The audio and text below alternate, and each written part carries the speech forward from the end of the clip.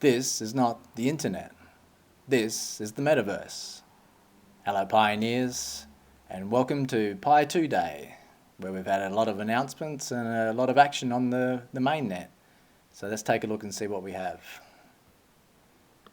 So in my last video, I had this slide where I presented 4 things I wanted to see for Pi 2 Day. We wanted to see the launch of mass KYC. We wanted to see a lot of mainnet action with wallets created and transfer of our coins. We wanted to see the Pi apps release on the mainnet and also a price for our coins. So what do we have? All right, well, mass KYC. We've certainly got a lot of KYC going on. We've got our wallets being created on the mainnet, right, and coins being transferred, and all the apps are getting online. One thing we don't have though is still the price consensus, so that's been a lot of discussion going on there. So let's break these things down a bit more. Let's look at the Pi KYC action and see what's going on. So I got my invite on the 19th of June. I had my Yoti already, so I was fast-tracked. I only had to put my address in and I was approved instantaneously. We've been told that 50% of the pioneers have received KYC invitations, so that's great. 1 million pioneers have been approved already, and we have 125,000 validators. So this is great. So getting more validators will increase the KYC process. We're processing 90,000 applications per day, so things are going really great in that direction. Now, I know there's a lot of people that have applied for KYC, but they still haven't been approved. They seem to be the KYC pilot program pioneers. So from what we've heard, the pilot applications need to do a resubmission process, and that'll align them with the latest KYC. So that's the reason for the delay there.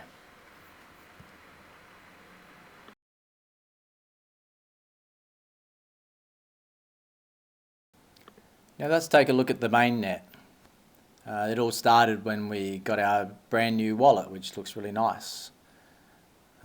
Next on the agenda, we got our next 3 transactions that we saw, and this wallet that was created is actually the distribution wallet coming from the 65 billion coins that's in the other wallet. The blockchain currently looks like this. We're getting our wallets created all the time and claimable balances coming up. If we look at the blocks, we're doing 100 transactions per block, and we're getting about 35 to 40 wallets created per block. That's dependent on the transactions, whether there's any lockups or not. We're currently doing 3 blocks per minute, but we know our blockchain can do process a block every 5 seconds, so this can be increased. At our current rate, we're creating 2,400 wallets per hour, which is about 58,000 wallets per day, and about 1.8 million wallets per month.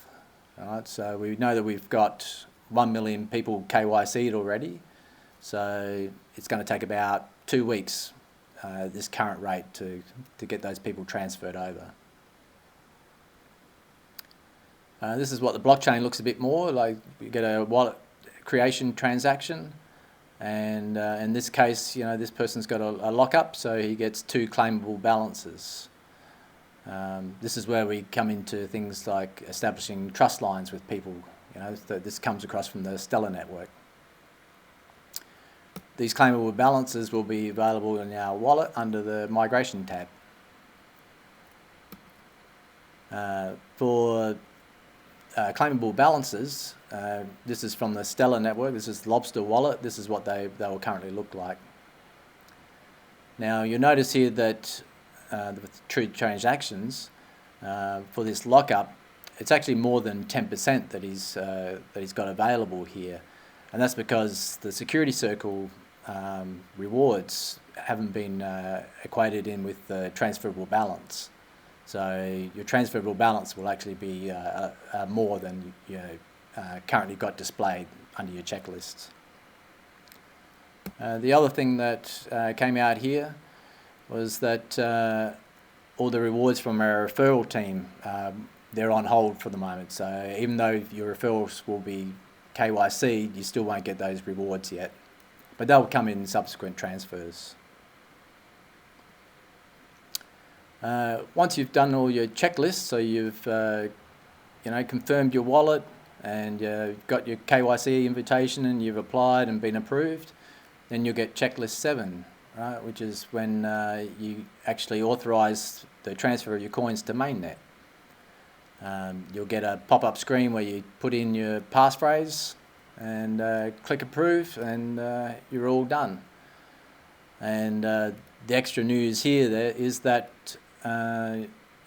once you've been transferred to the mainnet, you'll still have to wait 14 days before you can actually use any of your coins. I assume this is just to let people get all the Pi apps cut over to mainnet and all that. We've still got things like the rewards from Brainstorm to be transferred yet. I haven't seen those go out yet, so there's still a few things to come on this. And if you want to check your wallet, all you do is see if it's been created. Just put it into the Blockchain Explorer and see if it comes up.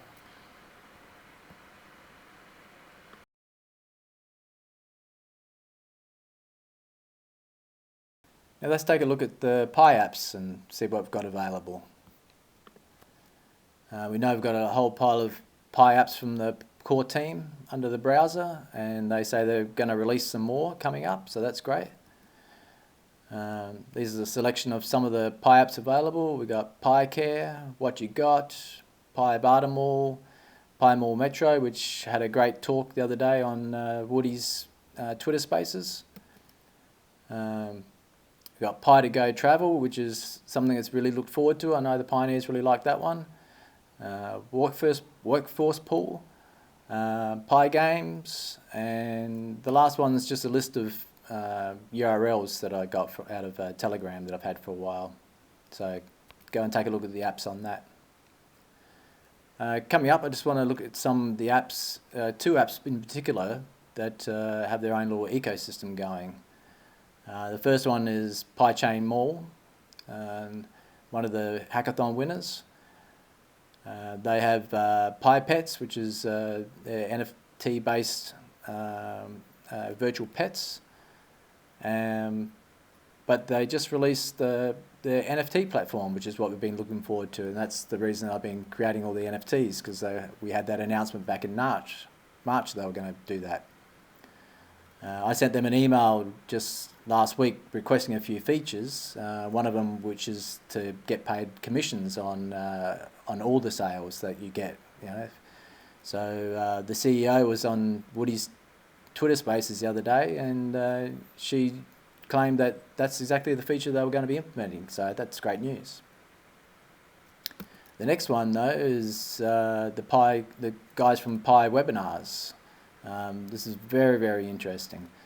They just released a lottery, which is neither here nor there really, But the Pi e-card is what we're looking forward to, That's something really great. We can pay for anything with QR codes, and we have card services.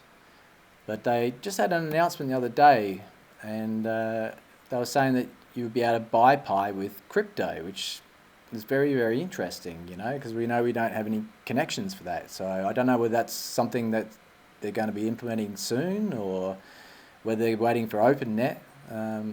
Because as we know, there's restrictions in the enclosed mainnet where we're not connected to any other exchanges or any other blockchains.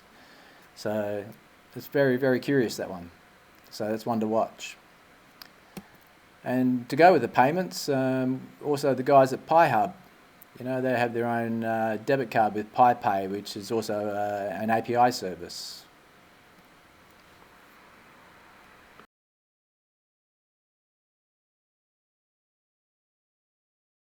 Okay, so let's talk about the value of Pi and what sort of prices we can be expecting. I know everyone loves to talk about the price of Pi. So it all started with price consensus, and the campaign was kicked off by Woody using the hashtag Pi consensus to get people to commit to a certain consensus price, which was a fantastic idea. I think I was one of the first to start it off with creating NFTs. I thought it was a good way to promote Pi and also to do the consensus price to show that it could work. This was very popular. I had a lot of people buy my NFTs. But since then, the price of Pi has really been going off. We know all the Chinese have got the $314,000 per Pi, which is a very, very high price. But when you get vendors coming out and claiming that yes, this is the price that we will set for all our vendors, and we're happy to accept it, well, it gives it some sort of validity. If you listen to this Twitter space that Woody held with a lot of Chinese people and a lot of Chinese vendors, every single one of them was saying that yes, they will accept Pi at a price of $314,000.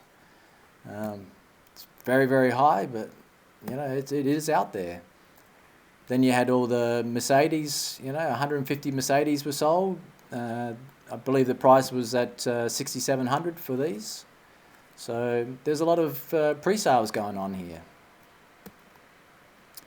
You factor in, real estate as well. If you've got to buy these big ticket items, then you really do need a decent amount of value for the Pi. Otherwise people aren't going to have the Pi to be able to purchase these things.